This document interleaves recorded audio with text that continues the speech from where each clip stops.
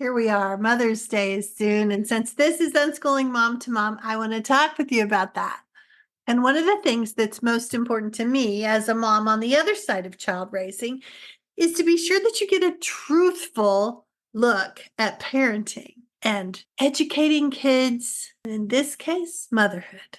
I have some free stuff that I'll show you if you're on the video, or I'll link to it in the show notes if you're listening on the podcast. And I think I'll put a link at the bottom of the unschoolingmomtomom.com website so that you can go straight to all the Mother's Day resources because I have them all collected for you there. And why I want to talk to you from an unschooling perspective about Mother's Day is because, let's face it, our kids are not sitting in a classroom making a gift this week to bring home to mom. They're not watching Hallmark commercials reminding them to thank their mom for all her wonderfulness. Dads may remind the kids on the weekend, take them to the grocery store, grab some flowers, maybe something for breakfast in bed. But not all dads do that, and not all families have dads. We have a lot of single moms in the community, so Mother's Day can look really different than how they visualized or how the card companies planted stories in our heads of what it's all supposed to look like. So this time, I want to walk you through a few things that you can do to help create the Mother's Day you want. It's the unschooling way, right? We lay the groundwork for success. We gather supplies, set up the container, so to speak, of what could happen if all the stars align, because they may not. And that's the reality of it all. And that's okay too. And I'll tell you why in a minute. So if you're new here, welcome. I'm Sue Patterson, your host here at Unschooling Mom to Mom, mom to 3 now grown unschooled kids, all in their 30s, all with different young adult paths. And I've circled back to the community because I want you to know that unschooling works. It's not just speculation on my part, a hope and a prayer like it was when they were growing up. We lived it. And I've seen hundreds, thousands maybe, of families embracing unschooling and thriving. I didn't have a goal to be a homeschooling mom at all, but the status quo wasn't good enough. And something inside me said I could offer them a different kind of childhood that could be way better than sitting in a classroom for 12 years. So I've been creating resources, courses, PDFs, ebooks, podcasts, videos. There's a lot because I've been making things for parents for nearly 30 years. I've seen what works and what doesn't work, and I want to share all of that with you. You can find it all over at the Unschooling Mom to Mom website, or you can leave a comment below and I'll answer you. I read them all. I can redirect you to the resources that you need. Probably the best way to find out about all of it is to get onto my email list. I send resources out every week, helping you grow your confidence and reassuring you that this unconventional approach will be worth it. And if you're not new and you've been here before, I'm glad you're back. Tell me in the comments where you are on this educational journey. I would love to know. And this week, we're talking about Mother's Day. And while I have a lot of resources to help you, I want you to know one thing. Appreciation is an inside job. Sure, we'd like everyone to say, "You're doing great, Mom. Thanks for all your sacrifices. We love you so much. What a great life you've created for all of us." And yet those words are rare, and waiting for them can make us really resentful. Because we are making sacrifices. We are creating awesome lives for our families.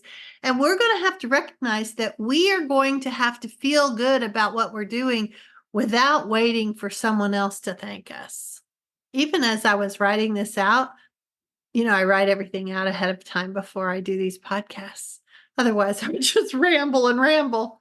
I was thinking how this might be a spin-off of all those years in school, waiting for a grade or a nod of approval or some appreciation for our efforts. It's built into that system. Truth be told, it has turned many of us into kind of people pleasers, desperately looking for someone to show us how great we are. But one of the things I learned as an unschooling mom is that no one is coming to save you. No one is coming to tell you that you're doing a great job. You're going to have to do that for yourself. And that's not a bad thing at all. That's part of living the life you choose instead of the one that's chosen for you. That's part of you being intentional with what you do and facing yourself in the mirror with an accurate reflection of how it all went. That's hard for a lot of us because we have a lot of voices in our heads judging our efforts. And sometimes we've internalized those voices. I want to help you look at what you're doing right and help you see how to do more of that. I want to help you recognize that those missteps are just part of life, not things to beat yourself up over. It's all trial and error. And that means realizing that some of our choices aren't going to pan out. That's okay. It's just data for the next opportunity that's going to present itself. So when you look in the mirror, try saying things to yourself like, look at you. You keep doing this momming thing day after day. You have stamina. You're doing the dang thing. And I know what will happen. Your brain will tell you all the things you didn't do well.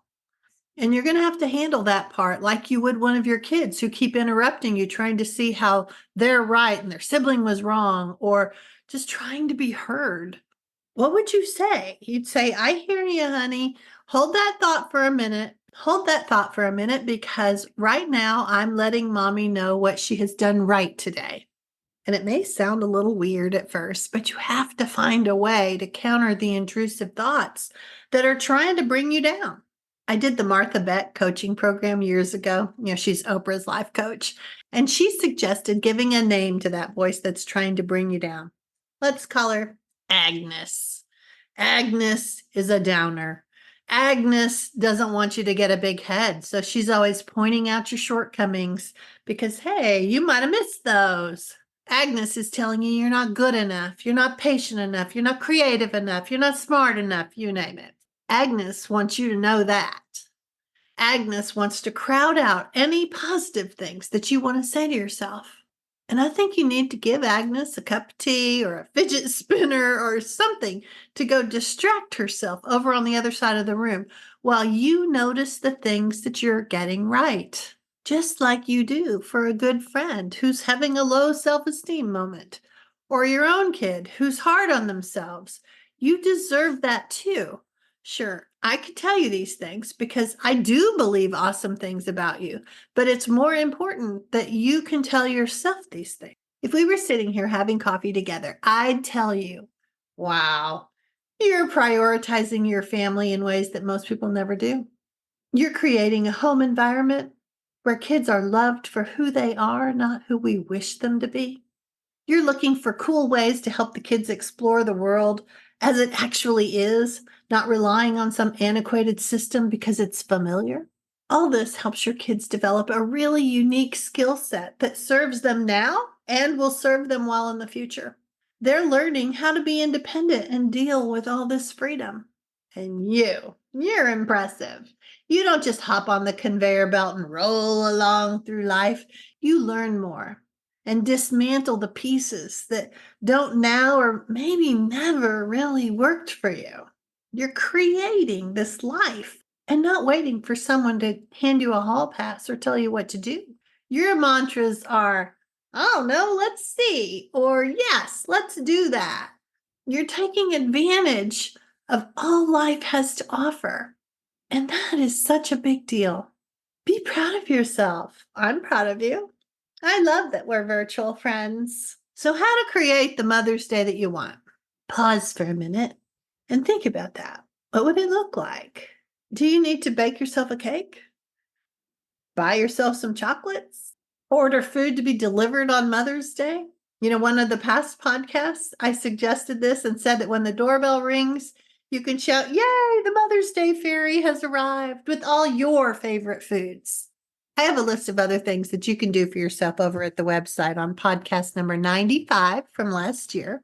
Podcast number 17 has even more reminders about how to turn this day into something that actually fills your cup. Podcast number 62 is a realistic look of what raising my kids in this unconventional way really looked like. It's called I'm That Mom, and you might enjoy that one too. Then on podcast 131, I've redone the Lean Into the Love podcast and added in specifics about my own kids and other ideas that I have now that I'm looking back. So I mentioned I have a web page where I've collected all these resources that you can bookmark it and come back to it year after year. We all need a little reassurance, and these podcasts will all be linked in there too. But this year, I've added something fun, 2 musical playlists to help you celebrate being a mom. One is at YouTube where you can listen and watch the performers. The other is at Spotify if you just want to listen and work your way through. I have 75 songs on each playlist so far. And I'm adding more if you have something that you'd like me to include. I can do that. Some will make you smile, some will make you want to dance, some maybe make you want to cry a little bit, like motherhood, a jumble of emotions on any given day. I'll put the links to the playlist in the show notes so you can hop over there easily and download it. But the Motherload page that I've created at the website, podcasts, a bazillion funny memes, articles about how Mother's Day came to be, and even a collection of mean moms from TV that might be fun to see the clips and remember them, like Joan Crawford from Mommy Dearest, or Peggy Bundy, or Norma Bates, or Olivia Soprano. I fell down that rabbit hole one year. I have them all collected for you. And I still have PDFs that you can have for free. Little forms that your kids can use to interview you or share what they think your answers will be about. Who is mom anyway? You can start to set up your own traditions for Mother's Day weekend. I can see it now. Music playing about moms. I think I have 4 hours worth that you can inundate the family with. Fixing your own favorite desserts to snack on all weekend. My Pinterest link has a ton of activities you could choose from. Sometimes we just need to orchestrate something simple for the kids to do. Slap a pink bow on a box of donuts and tell the family that the Mother's Day fairy took care of breakfast. And remember, only positive thoughts this weekend. Be kind to yourself. You're doing something really wonderful. Happy unschooling and happy Mother's Day.